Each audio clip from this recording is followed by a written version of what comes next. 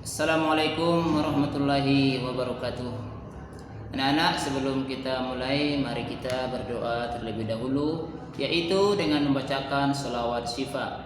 Bismillahirrahmanirrahim. Allahumma salli ala sayyidina Muhammadin tibbil qulubi wa dawaiha wa afiyatil abadani wa shifaiha wa nuril absari wa diyaiha wa ala alihi wa sahbihi wa sallim. Mudah-mudahan kita semua, anak-anak ustadz, keluarga yang telah membaca sholawat syifa ini dijauhkan oleh Allah Subhanahu wa taala dari segala musim, dari segala jenis penyakit, terutama musim corona saat ini. Oke, baiklah ustadz dimanapun berada, kembali kita mengucapkan puji syukur kepada Allah Subhanahu wa taala yang telah memberikan kita kesehatan, kesempatan sehingga kita masih bisa melakukan aktivitas sebagaimana biasanya. Meskipun dalam kesempatan ini aktivitas belajar kita sedikit terganggu, yaitu kita belajar di rumah saja. Selawat dan salam kita selalu kirimkan kepada Nabi besar Muhammad sallallahu alaihi wasallam. Ayo an ustaz, kita baca selawat sama-sama. Allahumma sholli ala sayyidina Muhammad wa ala ali sayyidina Muhammad. Siapa yang rajin membaca selawat, mudah-mudahan nanti dia termasuk umat Nabi Muhammad yang mendapat syafaat di hari kiamat. Amin ya rabbal alamin. Oke Ustaz, dalam kesempatan ini Ustaz akan membawakan sebuah judul orang tua dan anak. Anak Ustaz dimanapun berada pasti memiliki yang namanya orang tua.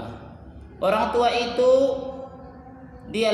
merekalah cinta pertama kita. Merekalah yang melahirkan, membesarkan dan menyekolahkan kita. Dari merekalah asal kejadian kita diciptakan oleh Allah Subhanahu wa taala. Begitu besar jasa orang tua kepada seorang anak. Sekiranya kita hitung, kita kumpulkan semua jasa itu, tentu kita tak dapat menghitungnya.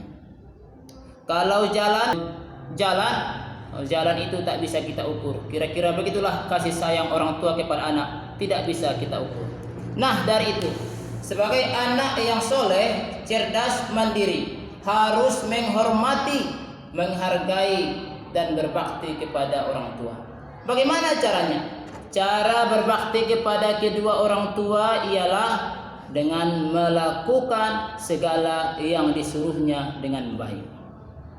Pertama, yang kedua, berkata yang baik kepada kedua orang tua.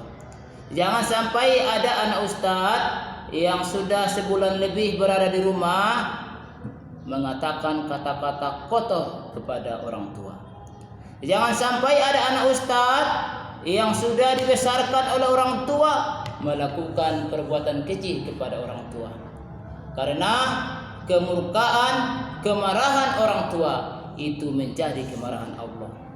Sedangkan kebahagiaan, kesenangan orang tua membuat Allah pun ridho kepada kita. Tentunya anak ustadz ingin menjadi anak yang disayang oleh Allah Subhanahu wa taala. Caranya sayangilah orang tua. Siapa yang sayang orang tua, dia akan disayangi oleh Allah Subhanahu wa taala. Bagaimana kalau bila kita durhaka kepada orang tua? Nah, anak-anak, barangkali di lebaran ini ada yang sudah pergi bertamasya, berkunjung ke Sampuraga. Kita ke sana tidak cuma sekedar melihat bangunannya yang bagus, tetapi kita melihat kembali sejarah masa dulu, di mana Sampuraga itu terjadi karena ada seorang anak yang durhaka kepada ibunya. Lalu ibunya pun mengutuk Sampuraga. Jadilah dia seperti itu. Itu di Mandailing Natal. Bagaimana pula kisahnya di Sumatera Barat sana? Ada anak yang durhaka kepada orang tuanya, dikutuk Allah menjadi batu. Siapa namanya? Ya, itulah dia Madin Kundang. Dahulu ada seorang sahabat di zaman Nabi Shallallahu Alaihi Wasallam yang mengalami sakaratul maut. Akan tetapi dia sangat susah untuk mengucapkan La ilaha illallah Muhammadur Rasulullah. Padahal kata Nabi, siapa orang yang di akhir hayatnya mengucapkan La ilaha illallah Muhammadur Rasulullah, maka dia akan masuk surga. Akan tetapi sahabat yang sedang mengalami sakaratul maut ini tidak bisa mengucapkan kalimat itu. Singkat cerita, Nabi memanggil omaknya. Lalu maknya bercerita, ternyata sahabat yang mau meninggal tadi durhaka kepada ibunya dan ibunya tidak memaafkan anaknya. Setelah bercerita dengan Nabi, akhirnya si ibu memaafkan anaknya yang sedang sakaratul maut. Setelah ibunya memaafkan sahabat yang sedang sakaratul maut tadi, maka sahabat yang sakaratul maut itu pun bisa mengucapkan La ilaha illallah Muhammadur Rasulullah. Bahaya besar kepada seorang anak yang durhaka, yang menyakiti ibunya dengan kata-kata dan dengan perbuatannya. Dan rugi besar kepada seorang ibu yang susah membesarkan anaknya, menyekolahkannya, akan tetapi si ibu mengutuk anaknya. Nah, kepada ibu dan ayah yang ada di rumah, hendaknya menjadi orang tua yang lemah lembut, yang penuh sabar dan banyak senyum menghadapi anak yang banyak tingkah, banyak salah dan banyak lupanya. Allah Subhanahu wa taala berfirman dalam surah Ali Imran ayat 159. Ini dia ada ayatnya, fabima rahmatin minallahi lintalahu. Kalau bukan karena rahmat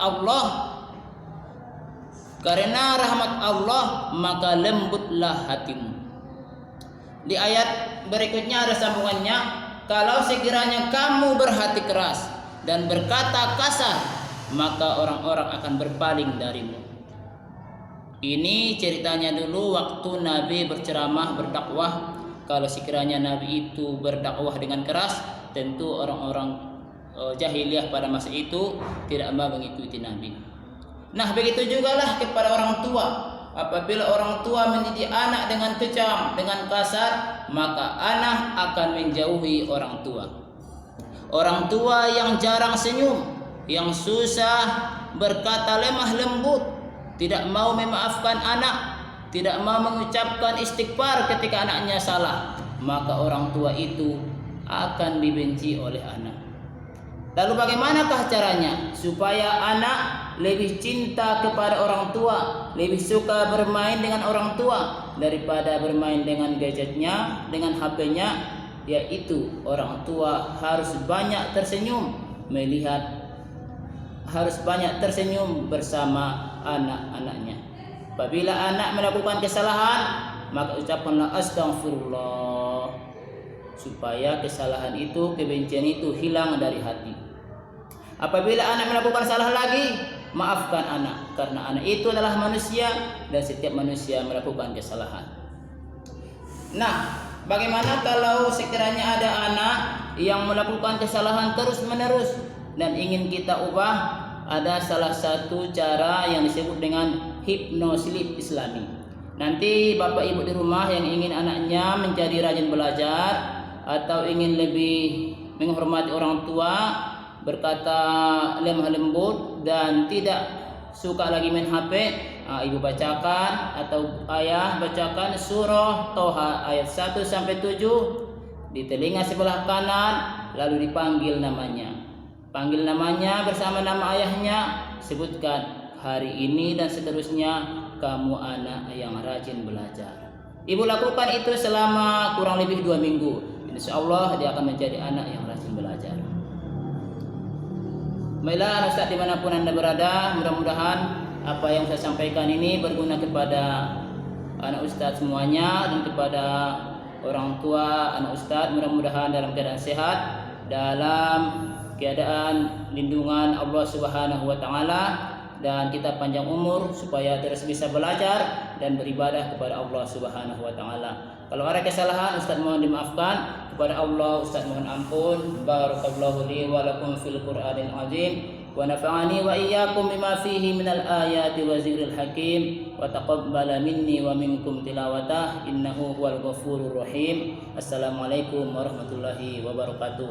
Tetap di rumah dan jaga sholat.